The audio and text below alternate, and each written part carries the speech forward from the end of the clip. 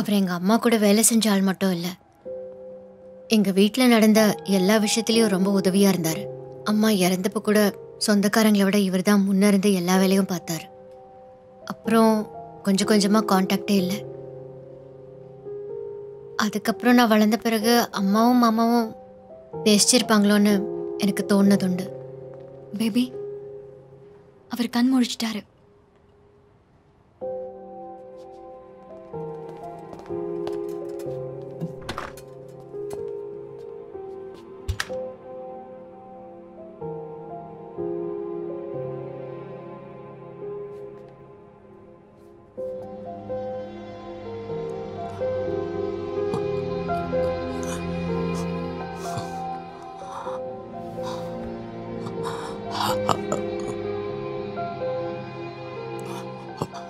குழந்தை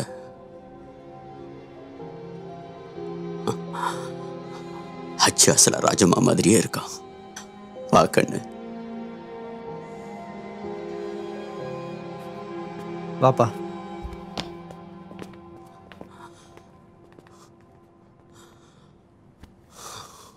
நான் டாக்டர் ஷாலினி. ஷர்மிளாவோட சின்ன வயசுல அவங்க தூங்கிட்டு இருக்கும் போது கேட்ட சில சம்பவங்களை பத்தி உங்ககிட்ட கேட்கணும்னு நினைக்கிறேன் அங்கிள். அது என்னது அது? அங்கிள், நான் சொல்றத கொஞ்சம் கவனமா கேளுங்க. இது ரொம்ப சீரியஸான விஷயம். ஷர்மிளா சின்ன வயசுல கேட்ட அந்த சம்பவங்கள் ஷர்மிளாவோட சப்கான்ஷியஸ்ல ஆழமா பதிஞ்சிருச்சு. ஏறத்தாழ 30 வருஷத்துக்கு முன்னாடி நடந்த ஒரு சில மர்டர்ஸ். ஷர்மிளா தூக்கத்துல கேட்டு தெரிஞ்சுக்கிட்ட மாதிரி இப்ப அவங்க பையனும் கேட்கிறான்.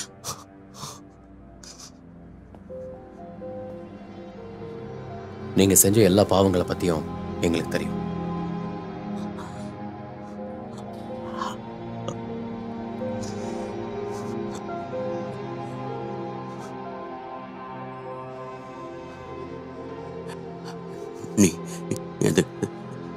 நீ தூங்கிக்கிட்டு தானே இருந்த?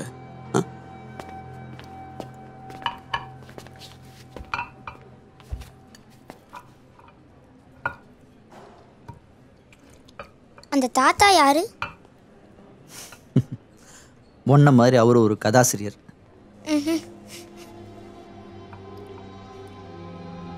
தனிப்பட்ட முறையில் நான் யாரையும் ஒண்ணுமே பண்ணதில்லை. கட்சியோட எதிரிங்களை தீர்த்து கட்ட அதுவும் நேரடியா இல்ல, மறைமுகமாத்தான் இடத்தையும் சந்தர்ப்பத்தையும் கூலிப்படையையும் ஏற்பாடு பண்ணி கொடுத்தேன். யூனியன் தலைவராக இருந்ததாலையும் அதுலேயும் சின்ன வயசு வேற, மனசுல 1000 ஆசைகள். பின் விளைவுகளை பத்தி யோசிக்கவே இல்லை. ராஜம்மா டிரான்ஸ்ஃபர் ஆகி வந்தப்போ என் மனசுல நிறைய கனவுகள் இருந்துச்சு. ராஜம்மாவுக்கு என் ரொம்ப பிடிச்சிருந்தது. ஆனா அவ புருஷன் இறந்து ரொம்ப நாள் ஆகல. சொந்தக்காரங்களும் ஊர்க்காரங்களும் ஏதாவது தப்பா பேசினா அந்த காலத்துல அப்படிதான் பேசுவாங்க. அந்த காலம் இப்போ அப்படிதான். ராஜம்மா என் மனசுக்குள்ள வந்ததுக்கு அப்புறம் நான் செஞ்ச விஷயங்களை பத்தி என் மனசுல குற்ற உணர்வு வர ஆரம்பிச்சது.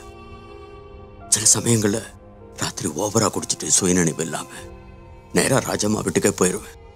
மனசுல இருக்கிற எல்லாத்தையும் அவகிட்ட கொட்டுவேன்.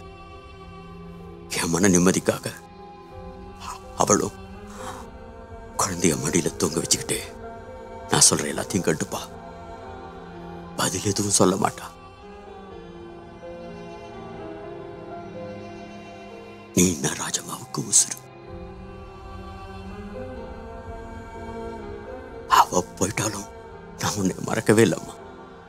நீ எங்க இருந்தாலும் நிம்மதியா சந்தோஷமா இருப்பேங்கிற நம்பிக்கை இருந்துச்சு. அதெல்லாம் சரிதான். கட்சி செய்ய சொன்னதெல்லாம் கட்சியோட நன்மைக்காக. ஆனா அது எல்லாமே கொலைதான். நாளைக்கு நீங்க டிஸ்சார்ஜ் ஆனதும் போலீஸ் வந்து அரெஸ்ட் பண்ணும். நான் சொல்றதை நம்புங்க. என் கையால நான் யாரையுமே கொன்னதில்லை. நீங்க செஞ்ச கொலைகளை போலீஸ் கிட்டையும் கோர்ட்லயும் சொல்லிதான் ஆகணும்.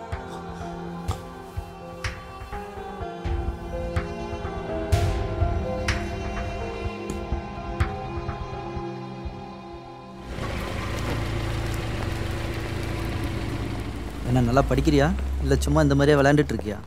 ஒழுங்காக படிச்சீன்னா டாப்பராக வரலாம் கிளாஸில். எனக்கு ஒரு வீடியோ கான்ஃபரன்ஸ் இருக்கு. அப்போ நிதின் எங்க கூட வரட்டுமே, அப்புறமா கொண்டு வந்து விடுறேன்.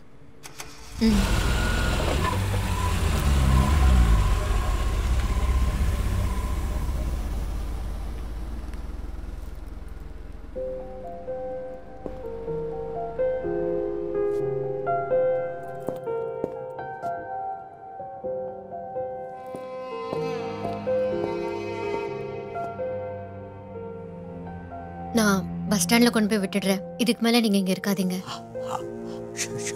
ஆனால் இந்த போலீஸ் விஷயம் யாருக்கும் தெரியாது. அதுக்கு முன்னாடி தப்பிச்சு போயிடுங்க மாமா.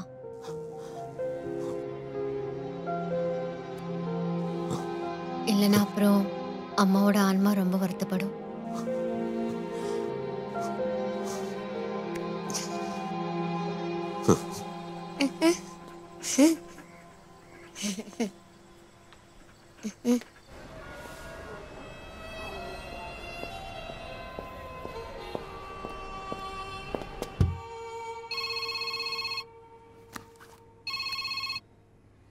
ஹலோ. இல்லை வேண்டாம். வேண்டான்னு சொன்னா எப்படி போவீங்க? தேவைப்படும். ஷூர், அப்டேட் பண்ணுறேன். அந்த ஆள் ஹாஸ்பிட்டல்லேருந்து கிளம்பிட்டாராம். நர்ஸ் ட்ரிப் மாற்ற போகும்போது அவர் அங்கே இல்லையா? அட போட்டும் விடுப்பா. இந்த வயசான காலத்தில் போலீஸு பட்டாலாம் எதுக்கு? இல்லைன்னா மட்டும் இதெல்லாம் நிரூபிக்க முடியுமா என்ன? டேய், அந்த ஆளை இப்படியெல்லாம் செய்ய வச்சவன் இப்போ எவ்வளோ பெரிய லெவலில் இருப்பான்னு யோசிச்சுப்பார். தேவைப்பட்ட அவனுங்க அவரையும் போட்டு தள்ளிடுவானுங்க, உன்னையும் போட்டுருவானுங்க, என் கதையும் முடிச்சிருவானுங்க. வந்துட்டானுங்க. ஹேச்சு குட்டி விளையாடலாமா?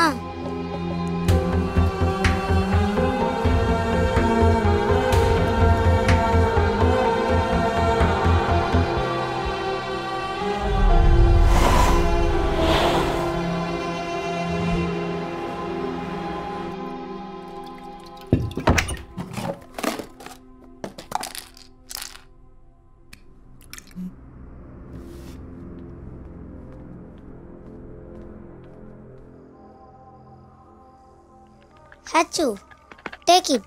இந்தா.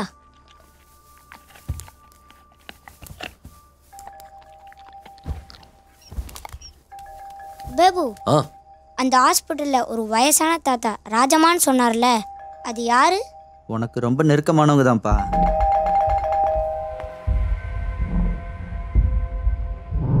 என்னடா? ஒரு ராஜம்மா கொல்லப்பட்ட கதையும் எனக்கு தெரியும்.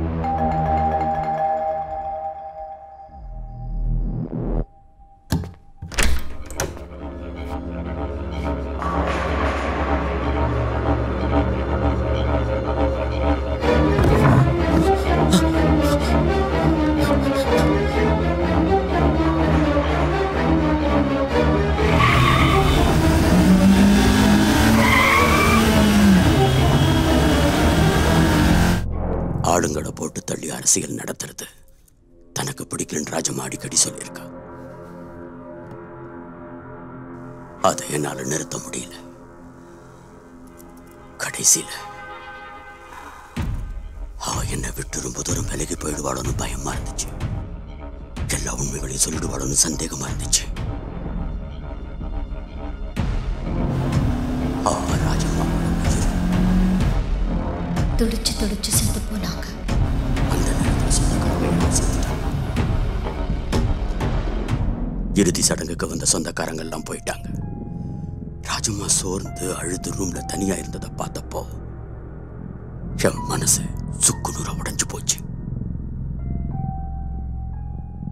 வழக்கமா ராஜம்மா கிட்ட சொல்ற மாதிரி உன் காலடியில் உட்காந்துக்கிட்டு அழுதுகிட்டே சில விஷயங்களை சொன்னேன். அதுதான் நான் பண்ண பெரிய தப்பு. என் கையால நான் யாரையுமே கொன்னதில்லை. எங்க அம்மாவை நீங்க கொன்னதை மறக்காம இருக்கத்தான் என் மனசுல நீங்க சொன்ன மற்ற கதைகள்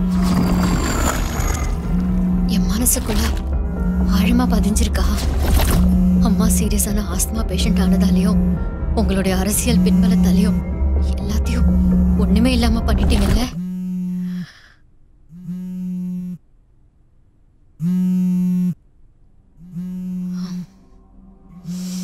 நீ அப்ப தூங்கிட்டு தானே இருந்த?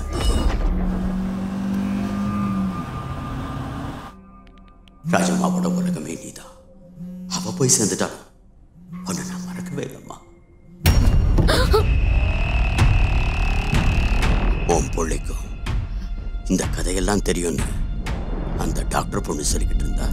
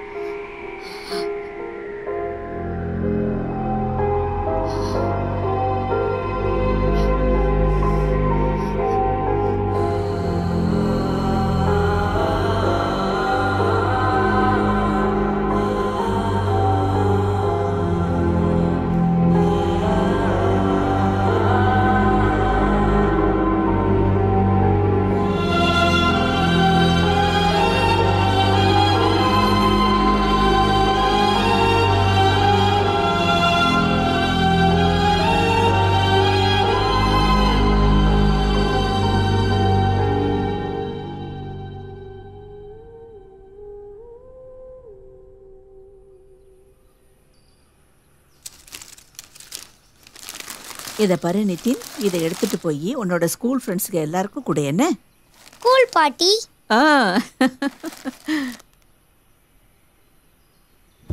பார்த்து போலாமா? வரேம்மா. நீ கொஞ்சம் அவங்கிட்ட சொல்லி அந்த பொண்ணை போய் ஒரு தடவை பார்க்க சொல்லுமா. நீ சொன்னேன்னா அவன் கேட்பாமா. அந்த பொண்ணு லா காலேஜில் அசிஸ்டன்ட் ப்ரொஃபஸரா இருக்கா. அவங்க அம்மா லாயரா இருக்காங்க. அவங்களும் இவன் தொழில் சம்பந்தப்பட்டவங்க தானே. சரி. போடா. வாடா செல்லம். கிட்டிக்கார. போயிட்டு வா. சரி பாட்டி. போயிட்டு வாப்பா. பாய்.